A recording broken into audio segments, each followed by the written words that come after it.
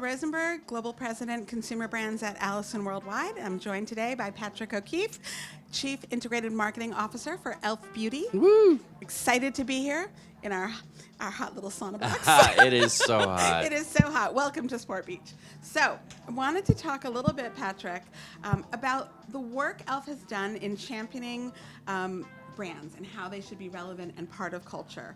And I know you guys talk about, you can't be relevant if you're not part of culture. And this shows up in the work that you do and in the communities that you build.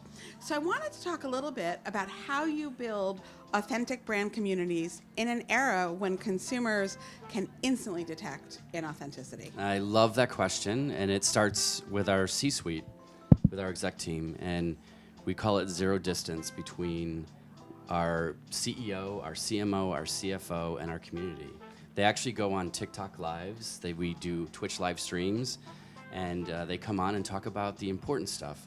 Our community tells us what they want every single day, and we show up loud and proud. There was a mad lot of passion around one of our hero products, and it was Jelly Pop Primer. And no matter what we would post, there would be thousands of people that would say, "Oh my God, bring back Jelly Pop Primer." So we got our CEO and we got our CFO and our CMO on the Twitch live stream to let them know how we go about building something when our community asks for it. And it does take time. We do have E.L.F. speed, so we can definitely get things to speed to market very quickly, more than other brands. That's awesome. I actually remember, I think it was a year or two ago, Corey spoke and she talked about how you have, young members of your fan base, your community show up to your annual meetings and ask questions and are so engaged with your brand. How do you look at collaboration between your audience and your brand fans when you think about building your community? Our community is everything. There's zero distance, as I said earlier, and I think the reality is for us when we look at our community and what they have, we can't move without their input. So a lot of our collaborations are based off of insights. Mm-hmm. So if we go back a few years and we think about what we did with Chipotle, Dunkin' Donuts, American Eagle, it was all based on an insight from our community. And they're the ones that are saying, hey, we're seeing this trend, why don't you jump in and be a part of it?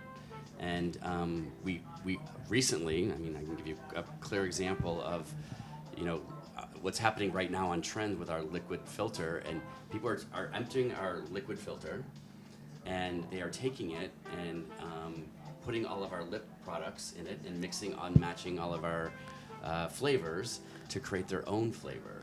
That is so cool. We're getting thousands and thousands and thousands of people that are engaging with that, and we actually created a kit in less than 3 weeks and put it out in market where it was an empty bottle of the Halo Glow liquid filter and 3 of our lip products, so people can go and create their own lip flavors. That's awesome.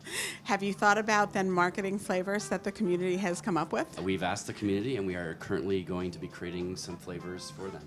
Excellent. I want to switch gears for a second and talk a little bit about what things are like sort of beyond live gameplay. I know there's a lot of events in the sports ecosystem that E.L.F. is involved with, and I thought it would be interesting to hear a little bit about sort of the untapped potential for community building when you look at sort of the passion areas of your audience. We love what we're doing, and it all comes back down to democratizing access for everyone, whether it's sports, music, anything we want to do, we want to empower the underserved. What I love about what we're doing, and specifically in sports, is that especially with women in sports, is we're finding what we're calling beauty deserts. There are places and spaces that no one is showing up. One example is what we did last year at the Indy 500, and this year at NASCAR, we partnered with the only female driver. Her name is Catherine Legg, and there have only been 9 women drivers in 109 years at the Indy 500. And we showed up in between Waste Management and Goodyear. We had a DJ, and we created a makeup trends and looks. We celebrated Catherine and all the 9 women drivers by creating a wall so young girls can be inspired and see what the potential they could be. We did a Twitch live stream. We created a game on Roblox, which was for a new generation of motorsports and inspiring, again, young girls to want to get into the sport. Additionally, we also did a Snap filter that also included another opportunity for young people to really get get inspired by motorsports. That's awesome. Yeah. And I believe the car and her outfit were fire. So Yeah. We just completed NASCAR. It was amazing. It was epic. no, that's great. So when you think about cultural relevance and you think about how brands engage with moments that are happening, how do you distinguish between what's right for your brand and, you know, those trends that really demand sort of immediate action versus others that maybe aren't right for E.L.F. and you should sort of observe from a distance? Yeah, another great question, and I again, moving at the speed of E.L.F. It's very what we do. I'll give you a recent example. I don't know how many of you have witnessed. There was a guy out of Oregon, and his name was Oliver, and he was working at a tire shop, and he quit his job, and took his 401k and bought a sailboat, and he sailed from Oregon to Honolulu to Hawaii.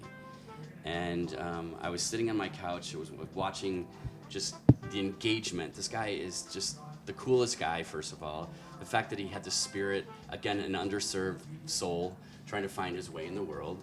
And we decided that we were going to take action. And so I called E.Jen, Brad, who works at our gaming agency out of Australia, because it was a different time. I'm in LA.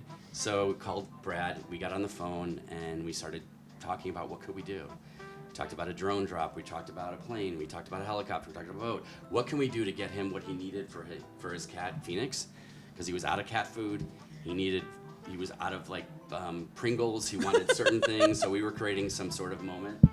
And sure enough, midway between his departure from Oregon to Honolulu, we did a drop, and we gave him, of course, some sunscreen. Excellent. To support that, make sure. But it was really an authentic way to show up in supporting someone that is really underserved, and then giving him and empowering him in a way that no one else would.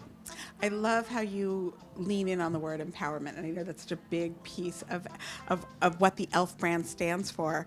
How does that come to life in the marketing that you do, and any user-generated marketing, where your fans lean into that spirit of empowerment, and does it have a place in what you're doing in the world of sports? Yeah, no, it's so important that we lean into the opportunities of what we know is our purpose and our pillars of purpose.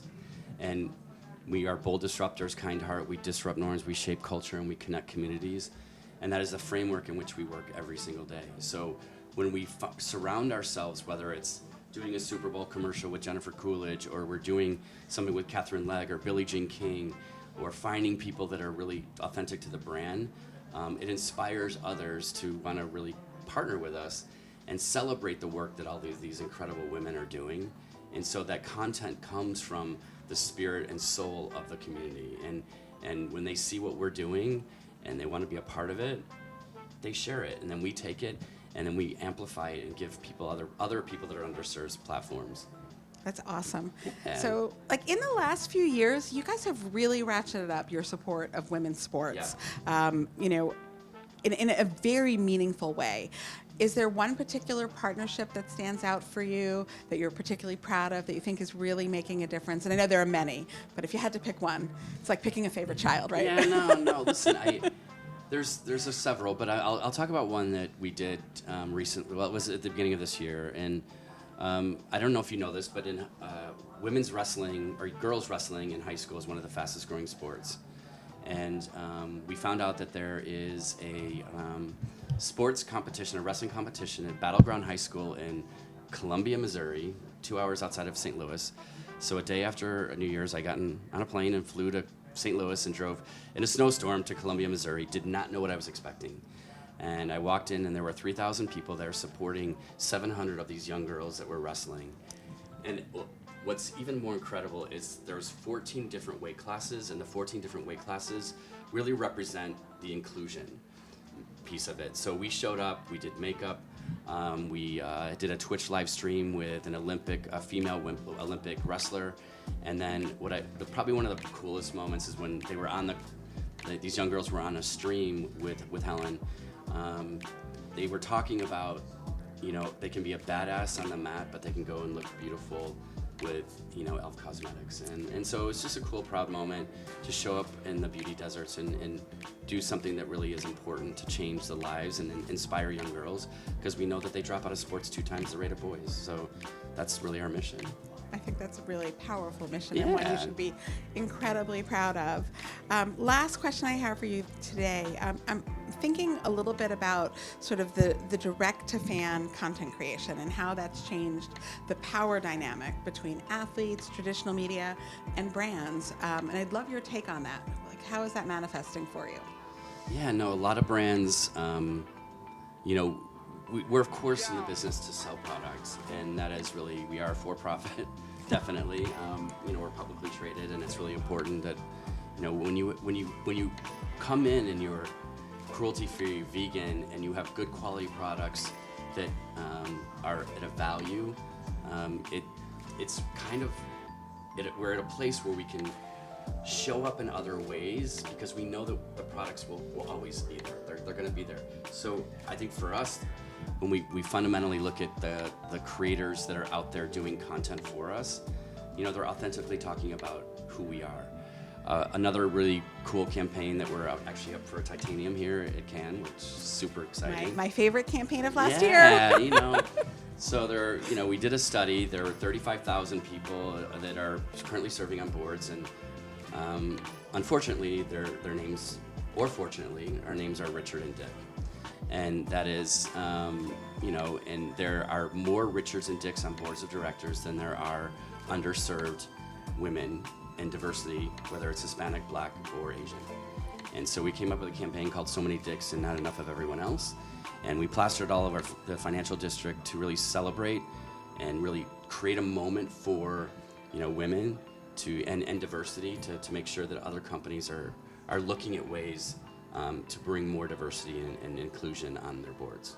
It was a brilliant campaign, and my office is in One World Trade, so the You out of saw home it. in the Ah. Oculus was amazing. Yeah. But my prediction is for big wins for the E.L.F. brand. Amen. So Amen. from my lips to the judges' Yes, ears. So. I love that. Well, Patrick, thank you so much for your thank you time for today. having me. This was Appreciate so it. great. You I guys love, are doing I love such what you great guys work. are doing here at Stagwell, and I love what you're doing with your company, and I'm just really proud to be a part of you. And Awesome. Yeah, thanks. Thank you.